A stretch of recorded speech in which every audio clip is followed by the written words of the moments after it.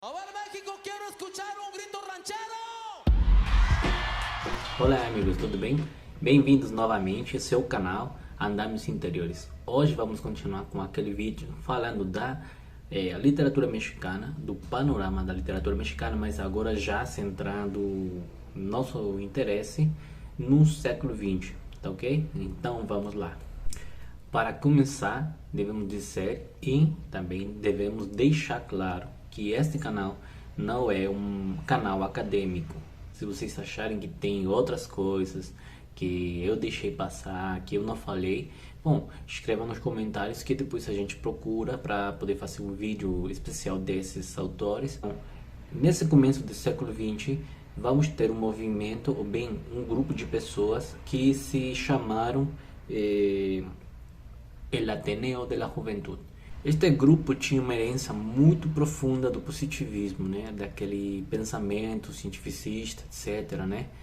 E também vamos dizer que eles estavam em contra do conhecimento simplesmente por conhecer, né? Eles achavam que o conhecimento só era efetivo se era transmitido para outras pessoas, né? De fato, aqui já temos uma postura social, né? Não simplesmente ficar concentrada nas escolas, aquele conhecimento, mas também que esse conhecimento pudesse chegar às pessoas de fora, né, para a população. Então, neste primeiro período aparece um autor chamado Justo Sierra, que ele foi discípulo de Altamirano, né, aquele escritor romântico do século XIX, e que ele escreveu La Evolución Política del Pueblo Mexicano. Então, aquele livro fala mais ou menos do que é a política, como é a visão política do México, mas desde as origens, desde aqueles povos mesoamericanos que estavam antes da conquista e também como foi evolucionando a questão política no país, tá?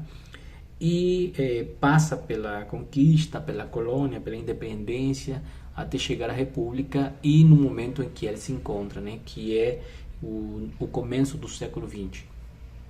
Outro autor dessa época é Alfonso Reyes, que ele é um personagem muito interessante também na ligação México-Brasil, porque ele foi embaixador aqui no Brasil e de fato é através dele que se conhece Manuel Bandeira lá no México, né? Mas bom, essa é outra história, né? Ele escreve um livro muito interessante que se chama La Visión de la Náhuac, tá? E esse texto, né, porque ele era muito do ensaio, né, é um texto ensaístico, onde se faz uma reflexão sobre o passado e a cosmovisão dos povos, né, antigos e dos habitantes do centro do México, né. Depois temos um grande escritor, José Vasconcelos, que ele no meu parecer, né, a figura mais importante desse século, porque é com ele que se cria a Secretaria de Educação Pública no México, que agora está cumprindo 101 anos, né, porque foi criada em 1921, e ele tem um livro muito interessante que se chama La Raça Cósmica, que agora é meio debatido, não meio, é muito debatido, né, porque ele, nessa época, pensava que a raça cósmica era aquele produto de três raízes, né? A indígena, a africana e aquela dos conquistadores, né? Só que ele pensava que era momento de passar, né, desse ponto da história para uma história que fosse um pouco mais conciliadora, que integrasse, né, essas diferenças, né?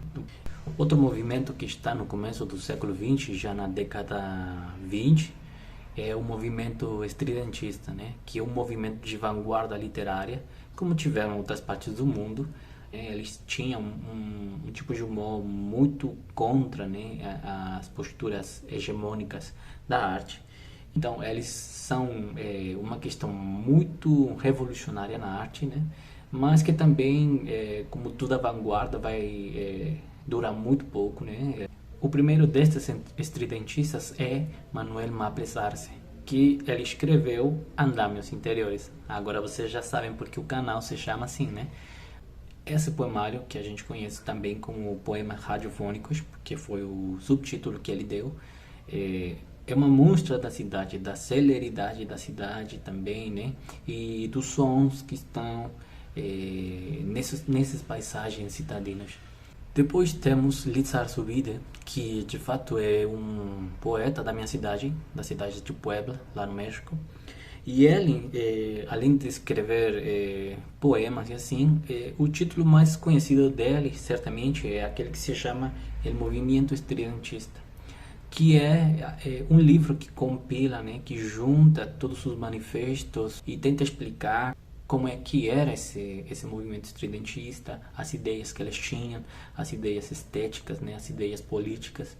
Finalmente temos também, bom, finalmente, porque o último que eu conheço desse movimento é Arqueles Vela, né, que ele é narrador e ele tem um livro muito bonito, muito interessante, né, que se chama La Señorita Etc, né, a mulher ou a jovem etc, né, que ele, nesse livro, né, além de que contém outros relatos, né, ele primeiro joga com aquela com o gênero de novela.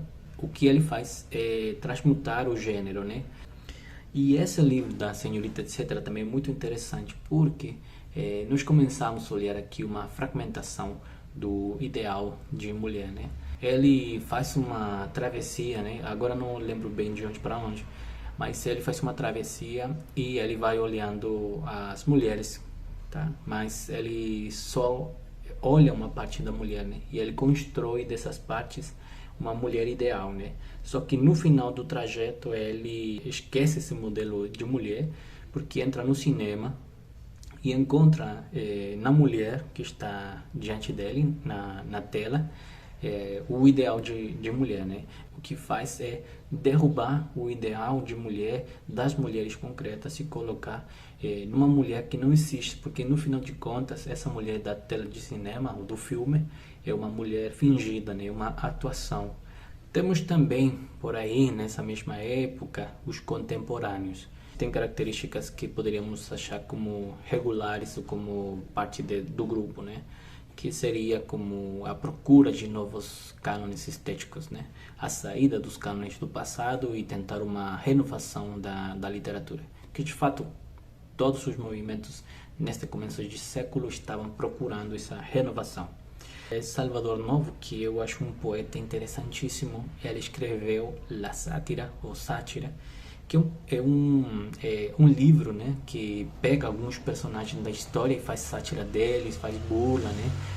Temos também outro poeta muito interessante, José Gorostiza, que ele escreveu um poema genial, Muerte Sin Fim, que é um poema quase filosófico ou filosófico, que tem a ver com o ser e a materialidade, mas que também tem a ver com a impossibilidade de sair de nós ou do que somos em si mesmos, né? E temos também Javier Villarrutia, que ele escreveu Nocturnos, bem, além de outras coisas, escreveu Nocturnos, que são poemas que fazem reflexão de a morte, do amor, tá? E da dor, né? E também temos novela da Revolução. Vocês sabem que em 1910 deu começo a Revolução Mexicana, em novembro, que foi contra, né, o ditador Porfirio Díaz e que deu com que Francisco I. Madero chegasse à presidência do México. Bom, nesse período nós temos alguns autores que escreveram sobre a Revolução, mas porque participaram no processo de revolução. Um deles é Mariano Azuela, que ele foi médico, né, de um dos exércitos que participaram nessa batalha, ou nas batalhas, na guerra, e que ele escreveu Los de Abajo, que é um livro que fala precisamente de um cara que como é que entra na revolução, como é que se relaciona com outros caras, né? Como algumas pessoas tinham muito claro os ideais da revolução e tem outras pessoas que não tinham muita noção do que estava acontecendo, mas eles estavam ali na luta, né? Porque achavam que alguma coisa ia mudar, né? Finalmente temos também aqui Agustín Yáñez, que ele escreveu Al Filo del Agua, que é um romance muito interessante porque a revolução só acontece quase no final da obra, o que mostra então a mudança das costumes da população de um povoado que era muito tradicional e que quando chega o movimento da revolução eles mudam, né? Bom, temos muitas coisas a falar do século XX, mas acho que por agora esse panorama do começo do século XX tá bom. Então, vamos fazer um seguinte vídeo e aí vou falar dos anos 50 pra frente, tá? Beleza? Tchau, tchau.